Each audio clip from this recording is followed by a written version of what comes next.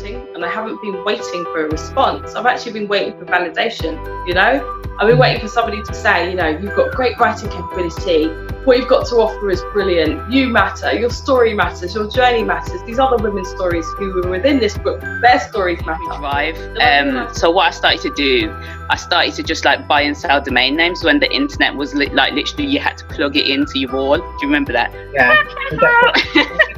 It's so easy because you're chasing this dream and this vision that you have, and to feel as though you need to be working all hours of the day. And yes, there are some days where you need to push yourself that little bit harder, but you really need, if you haven't got your health and your well-being, you haven't got any business.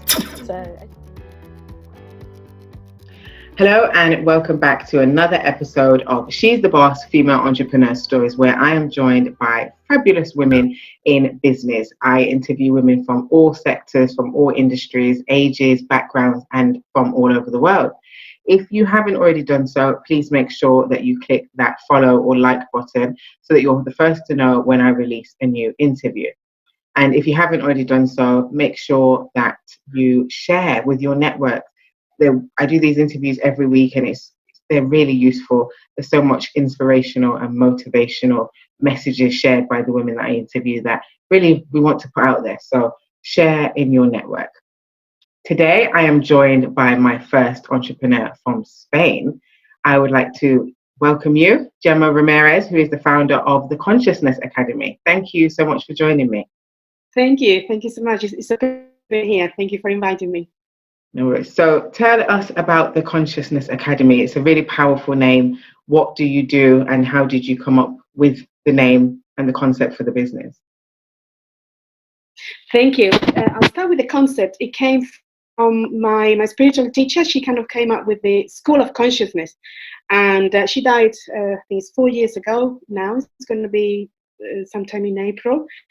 And she kind of left me her legacy for me to continue with her spiritual work. And I thought, well, I'm just going to twist it a little bit and call it Consciousness Academy instead.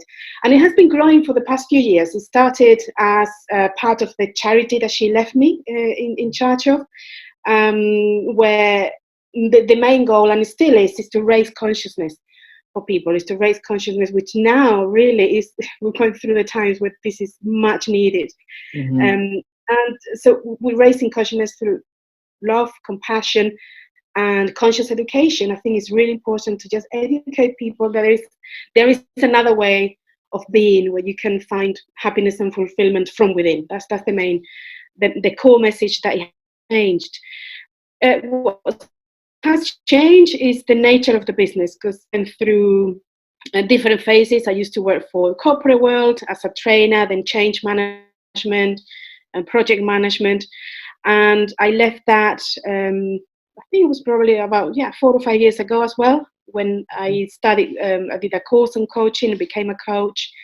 And then I decided to leave the corporate world and set up my own business. And I went through the whole process of learning to be a solopreneur, which is so different from being an employee. I never knew how much different it was and how much growth I was going to go through. Mm-hmm. It has been a very interesting journey, but it has taken me a while to really come up with what is it I really want to do, what is my path, and have clarity. And I think finally I have it. So now the Consciousness Academy is the academy that it was always meant to be. Just populating it with different online courses, and I have future plans for courses that I was doing, but I'm going to revamp them with a new me. And it's part of my business now. Like I said before, the aim is the same, to raise consciousness through love, compassion.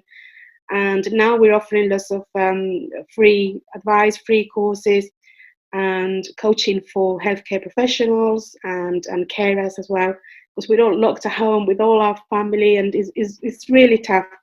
Mm-hmm. We're very concerned about the mental health of everybody, so we're kind of focusing on that. Mm-hmm. And that's fantastic work. I really salute you for doing that. So just to expand a little bit, when you say consciousness education, mm-hmm. what are some, and you've explained stuff around love and that kind of thing, but what are some of the kind of key outcomes that the people that work with you can expect to receive based on the work that you do, and what are some of the key areas that you cover? Yeah.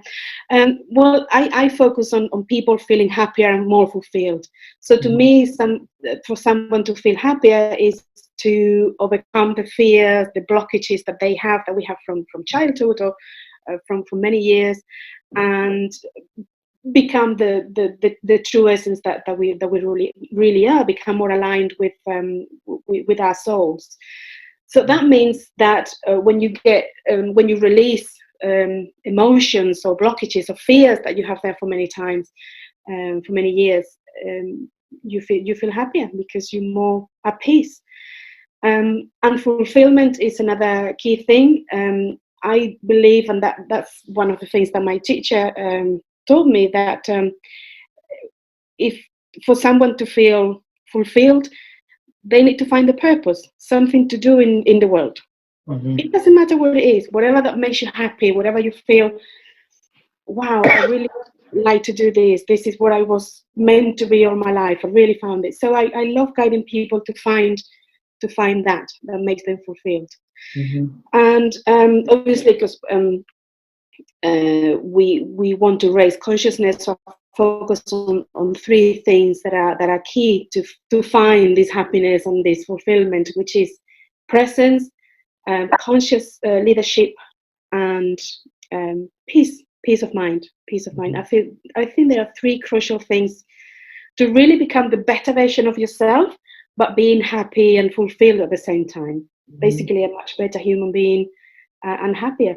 And and I want to see people flourishing and thriving. So hopefully, through all this crisis, we can get people through that. We'll see. Wonderful. So in typical She's a Boss fashion, I have loads of questions and I need to try and remember to ask them all based on what you've just said. So the first one is around purpose. So you said that you had a long career in lots of different areas and you've come to this career path quite late.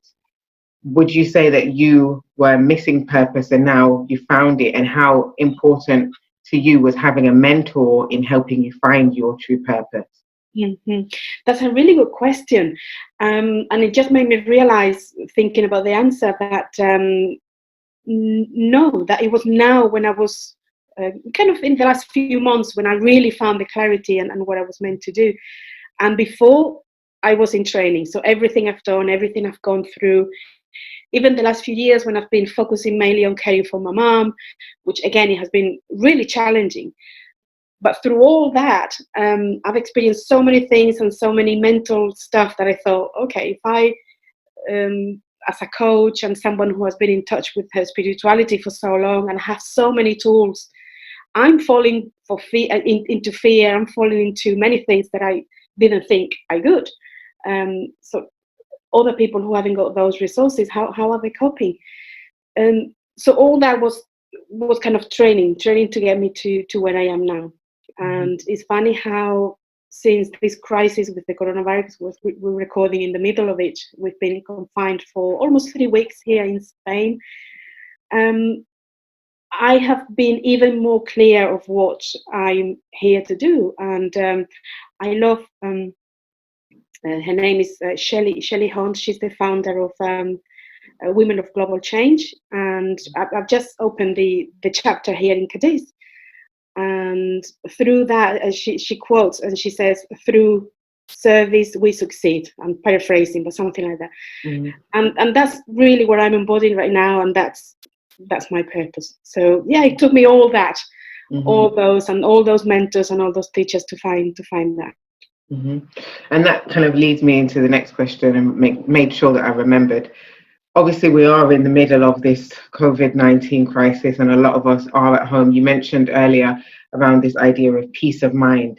Now, I know a lot of people are struggling with peace of mind, and we're quite early on into this. We don't know how long it's going to last. Could you share some tips on how to manage peace of mind during this period, especially for people that are locked up with kids or with partners that might be getting on their nerves? Yeah.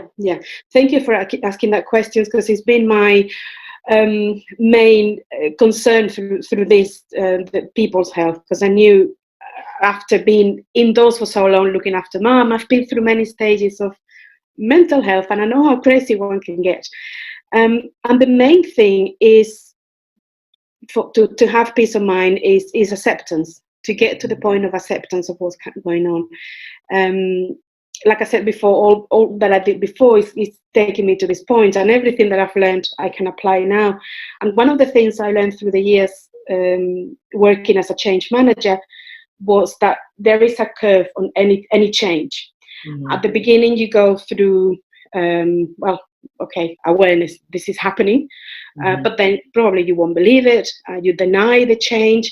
Eventually you will get angry, refuse to believe it, and go through all sorts of emotions, going up and down the initial curve, going down until you get to the real bottom, which is depression. Really cannot get any lower. And that's a good point to be, because you can only go up now. So the curves start going up a little bit, and you start realizing, oh well, there's nothing I can do about this COVID-19. I have to accept this is happening.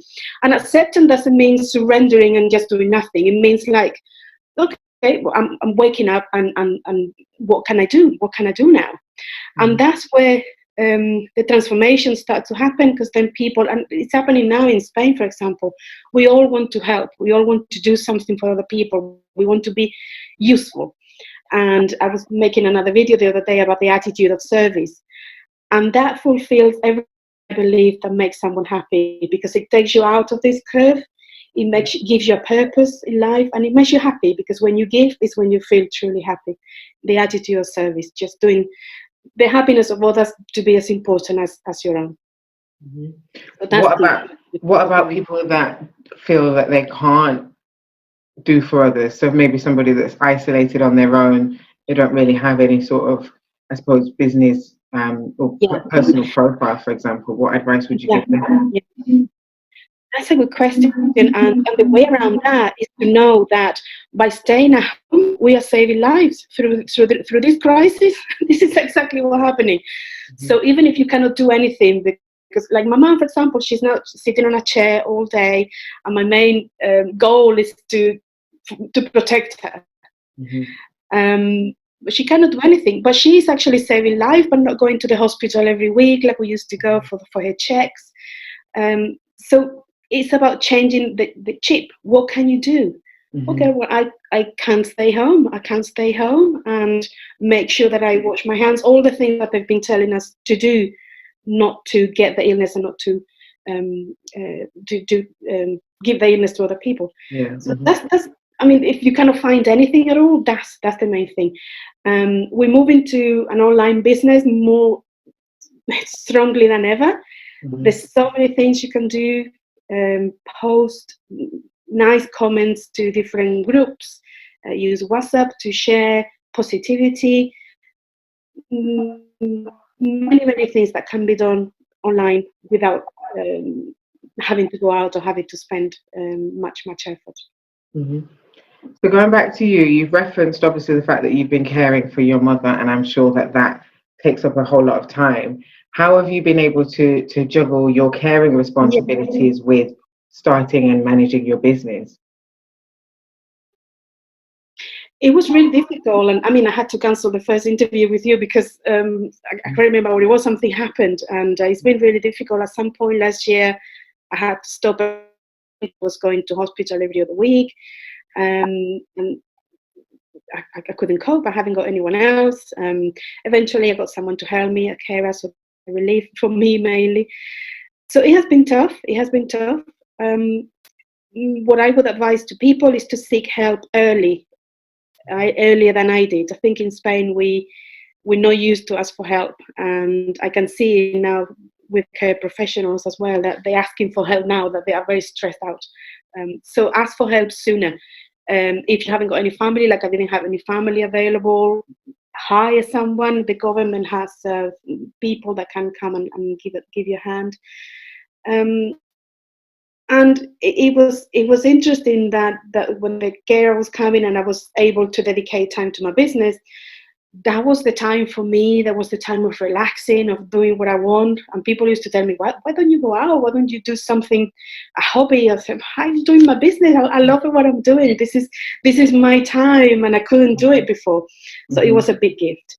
So it is very challenging, but the key there is to, again, keep the peace of mind using meditation, living in the moment, accepting, like I was saying before, that's the situation, and just moving forward with a growth mindset, thinking that every day, everything is a learning opportunity about yourself mainly. I have learned so much about me, things that I didn't know I could do. Bad things as well, that I know I can get angry, which I didn't know I had that in me, and I have seen myself angry for the first time in my life. So it's a huge learning curve. So having the growth mindset, peace of mind with meditation and acceptance are key to go through every day, through any challenge. And finally, the attitude of service, doing it because it's your mom, because it's because you care for them, whatever reason, but the attitude of service helps a lot. No, I love that. And I think a lot of the time people are very centered on self and doing for self. And actually, sometimes by just focusing on self, it can be depleting. Where actually, if you're giving and you're acting in service, that can be very fulfilling and uplifting. And I don't think that people generally pay that much attention to that. In today's society, a lot of the time it is about self. But that's also why I love the kind of coaching scene, if that makes sense, because a lot of the time it's people that want to help people. And I think that's a beautiful thing. So in terms of when you decided to start your business, what were some of the kind of things that you may have feared or been worried about? And did those things materialize? And if so, how did you overcome them? Well, funny enough, I didn't have any fears. I was quite excited. I'm going to set up my own business. I'm going to be a coach. I'm going to be doing lots of good work. And it wasn't like that at all. I realized I didn't have a clue how to run a business. I realized it takes me a long time to learn practical things. I'm good at learning conscious things and spirituality, but practical things, I take a long time, and I have to make many mistakes before I say, oh, that's how you do it. So it was kind of through the process of realizing what was my purpose and knowing more or less what I'm doing that I realized that I started having the fears. Oh my God, this is not going anywhere. I'm never going to be able to do this. I wasn't born to be an entrepreneur. And all those doubts that crept in. But then I learned that through falling, that doubting is normal. And it's actually not that bad, because it kind of makes you think about what can you do? What can you do? And when I realized, okay, well, I can keep learning. Okay, I can hire somebody to help me, actually, a business coach. So I did that, and that's something I advise people to do as well. Do it sooner. Don't wait 2 years like I did. We cannot do it alone.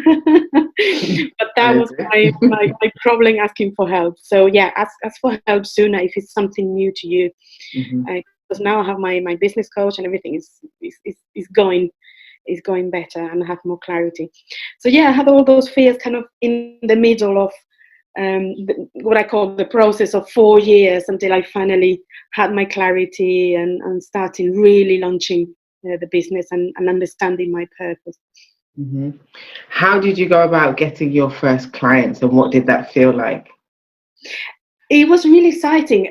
What I did, I was still doing my coaching course, and I was working for the last corporate job. So I decided, I was leaving, and I decided to write to all my contacts in that company.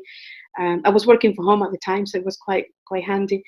And explain, look, this is what I'm doing. I'm changing career. I'm becoming a coach, and I need to practice. Would you be willing for me to be your coach for a while, and in exchange of a testimonial? So that's how I get my first client. And then from then on, it went kind of up and down. Sometimes I had a few that came from nowhere, mainly friends who suddenly appeared from nowhere, who have been seeing my progression through social media. Then I had periods when I didn't have any clients, and I panicked. So a bit of everything. And now, since I stopped last year to really think about the business, then I had to stop for a few months because of my mom's care. She's been in hospital and all that. It's been growing. It's been more organic growth, which is interesting. And now with my business consultant, we're working on creating my business online, and which is very handy right now for what's happening. And we're using Facebook ads, and then we're growing the audience. So it's kind of slow down a little bit, but as we grow the audience, hopefully when this crisis finishes, it will start to pick up again. I love that you were bold enough to go and ask for people to just try you out. I love that, and I think more women need to take that approach, because even this week I was speaking to somebody who is starting a business and was saying, well, I don't want to ask anybody to work with me because they're going to think that I'm not experienced enough. But actually, sometimes people want to help you out as well as helping themselves out. And even if you think that the value that you're offering is not the best that it could be, that might be good enough for the person that you're approaching. So I love that you had that, that you went through that process and it worked out for you. So you kind of also explained that there was kind of peaks and troughs. Did you how did you financially work around that? So did you have good financial processes? Yeah, well, financially, I had, because the previous job was very well paid. It was a huge blue chip company I was working for. And because I came back to Spain, I sold a few things in the UK, so I was kind of okay for a few years. I did overspend a little, so I wouldn't recommend to do that. And then after that, it's been with the flow of clients I've been having, I've been able to go back. So now we're working in growth and make that more organic. So that's a really good question, because I was fortunate enough to have those bits of savings and the situation as well. But for someone who's starting, I would probably advise the same thing, to have probably a couple of years worth of saving to keep yourself, or do it part-time to start with. Well, yeah, and I think within this kind of entrepreneur business Instagram kind of culture, there's this thing that you have to throw everything away, no job, no work, and just do 100% on your business.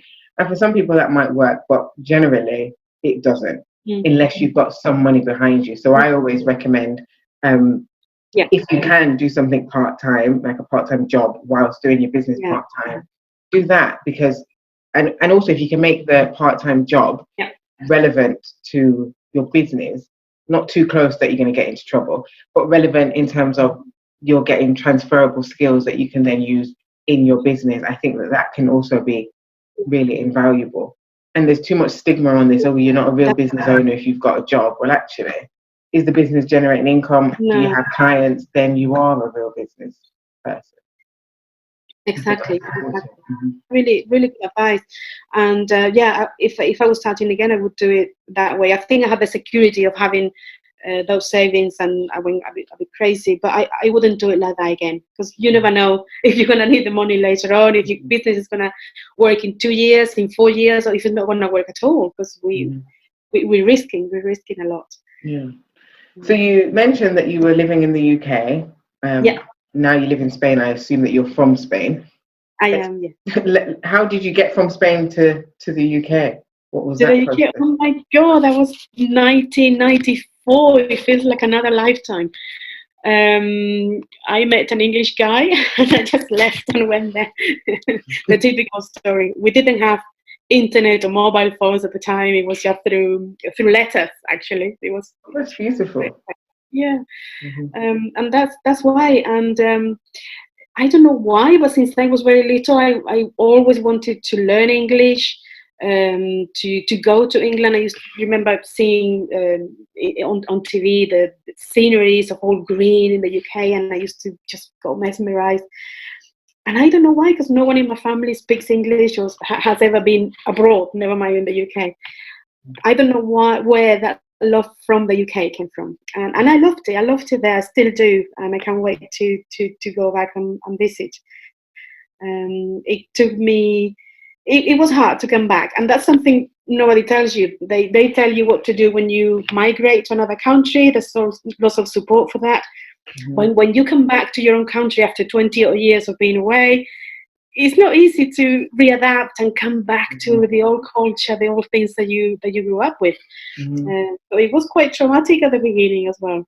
I can imagine. But well, one of the things. So I've interviewed a few people that have moved countries, and a lot of them say that the experience of having to re-establish themselves in a new place, or in your case, back in an old place, really helped them in business, because you have to just learn how to manage and reinvent yourself. Have you felt that the experience of going through that has benefited you, particularly because you've moved quite a long time ago to the UK? That must have been a big culture shock. I'm sure you must have learned lessons in that process as well. Yeah. It's a really good question. It's true, because I was quite young, on my 20s. I have very little work experience, so all my working experience, it was there, and adapting to a new culture, to a new way of thinking, the new language, and with the new language comes a new way of thinking as well. It was a huge learning curve, and I loved it. I loved working in the UK. I kind of compare it because I never really worked in Spain until now. So I kind of really compare it. But now thinking about it, it's true. It makes you really resilient and adaptable and flexible as well. And you know that it takes time to adapt. It takes time to learn a language. It takes time to get the job that you want. So it makes you patient as well. Yeah, thank you for the question. I didn't realize now that I'm talking about it. I like when we have those, as Oprah says, the aha moment or the light bulb moment.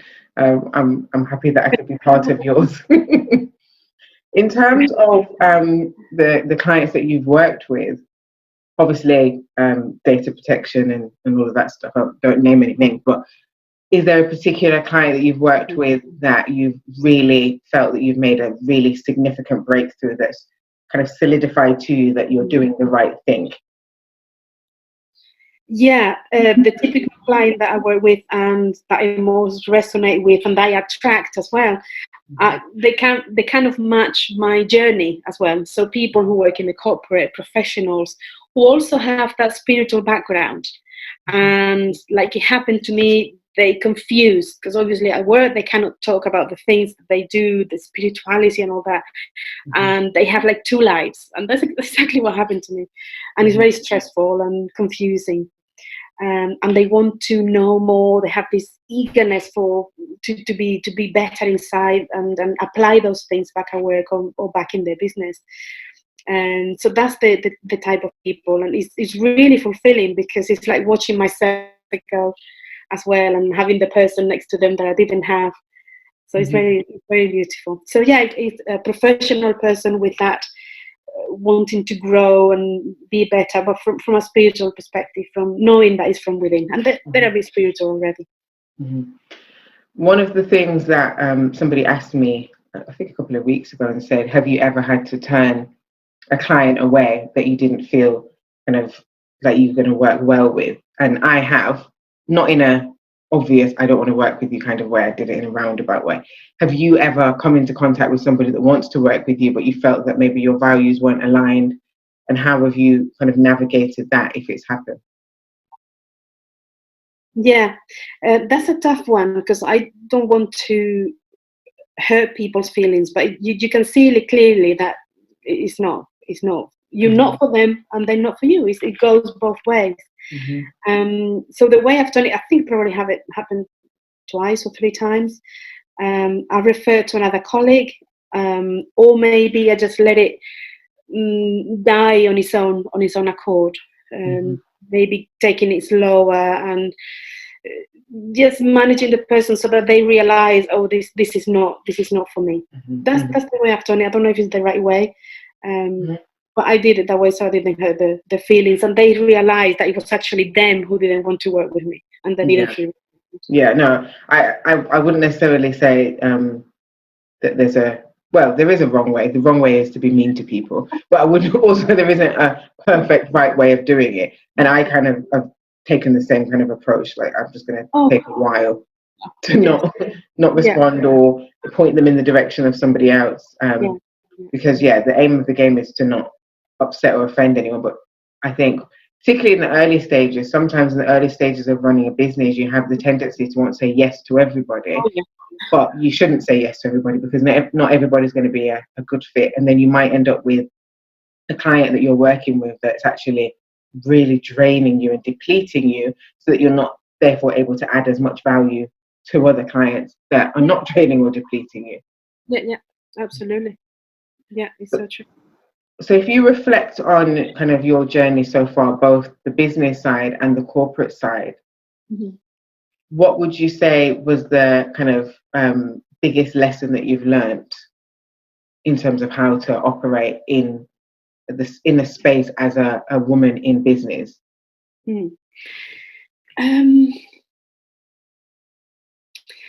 Yeah, I think 'cause in the corporate world, I never had the problems that people or women say they had. I don't know. Maybe I didn't realize at the time, but I didn't feel pushed down or pushed aside. I was treated differently for being a woman. I didn't. Like I said, I didn't realize maybe, or just didn't happen. But then it was when I moved into business that I realized how being educated as a woman. Let's see if I can explain this properly. I can't find the words.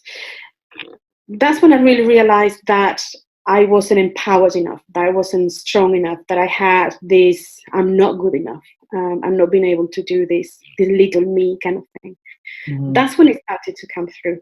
In business, yeah, maybe, of course, I grew because I was very young when I started, but I really, really saw it when I was on my own, leading my own life, leading my own business, and the fear, the doubts. That was a huge thing, and that's probably why it took me so long to get the business going, because obviously I wasn't ready as a person, as a woman. So I have to grow myself, empower myself, being able to be on a stage and speak to people, many things that,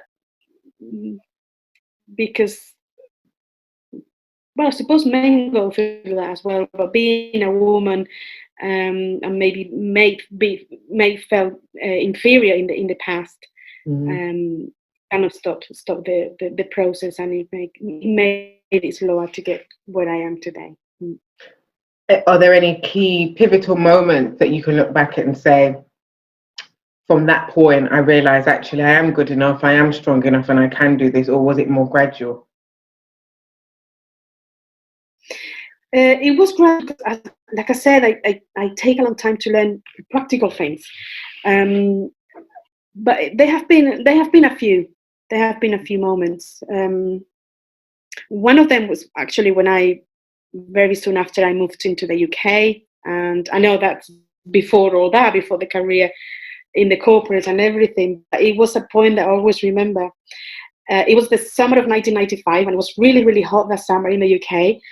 And I was in the bus of my own in the middle of the afternoon, really hot. And I was thinking, oh my God, it's so difficult to learn English. I'm never going to be able to learn this language. It's so tough. It has been here for 6 months, studying every day for hours. I'm in the middle of it, in the culture, and it's not happening. I'm not fluent. I don't understand what they say. I don't know. So I used to live in Manchester at the time, and the bus driver, because I was on my own in the bus, he turned around and said, "Bloody hot, innit?" And I said, "Yes." And then I got it. I thought, oh my God, I understood that. Strong local accent, I got it. And that was, I will never forget the feeling of, I will be able to speak English one day. I will. And that was the moment, because I was about to give up and come back to Spain and leave everything behind. That was a key moment to everything that happened in the next 25 years. I love that. What a beautiful story. So thank you for sharing so much. We're kind of now at the final leg. 3 pieces of advice you would give to a woman who's sitting watching this and has a desire to start her own business, or has been running her own business for a short period of time. What advice would you give to her? I would say self-love, and it's not only in the terms of self-caring, is like I've mentioned many times, all the doubts, or I'm not good enough, I'm never going to be able to. Watch out for those thoughts and transform them, because you can do anything that you put your mind and heart into. And that leads me to the next one, which is heart. Live from your heart, be heart-centered. We are women, and women have the tendency to live from the heart. We have this nurturing, which is innate to us. It doesn't matter if we are mothers or not. And in business, I actually have experienced this. I said before that I haven't experienced anything, but I have experienced as a woman not being able to express like you want to express, or treat people with kindness, with compassion, like you want to as a woman. And business need that, and corporate need that. They need the feminine touch. They love the compassion. They treat people as people, and people being more important than the business and the number. So live in the heart, and peace of mind. I have to live with that. Just be present, be at peace, and lead from peace in a conscious way. I love that. Thank you so much for sharing. And if people want to find out more about you and your business, what platforms can they find you on? Oh, you can find me on my website, gemaramirez.com, Gema with G and one M. I'm on Facebook as well. You can also find me on the Women of Global Change website in Cadiz. That's the foundation I've just started. I'm on Instagram as well, or you can email me at info@gemaramirez.com. That's wonderful. Thank you so much for joining me. Really appreciated everything that you shared, and wishing you every success with the business moving forward. And fingers crossed the lockdown will be lifted sooner rather than later, and you can go out into the sunshine. That would be lovely. I have to see 2 minutes away from my flat, and I cannot see it. I'm praying it will be sorted. And thank you everybody for watching, for listening. As usual, if anything has resonated, please write a comment, please like and share. And if you haven't already done so, please make sure you click that subscribe or follow button so that you're the first to know when I release a new video. Catch me next week at 8 p.m. on Sunday for another She's the Boss Female Entrepreneur Stories. If you aren't already following me on Instagram, please go over to Instagram. I'm sharing lots of information, videos. I'm doing a book series at the moment at She's the Boss INTL. And if you want to take heed of Gera's advice and get yourself a business coach, mentor, consultant, get in touch. Daniela at she'sthebossintl.com. I support ambitious and aspiring female entrepreneurs to start and grow sustainable, profitable, systems-led businesses. So get in touch if you are interested in having a free exploration call. And I'll see you again next week at 8 o'clock on Sunday. Take care.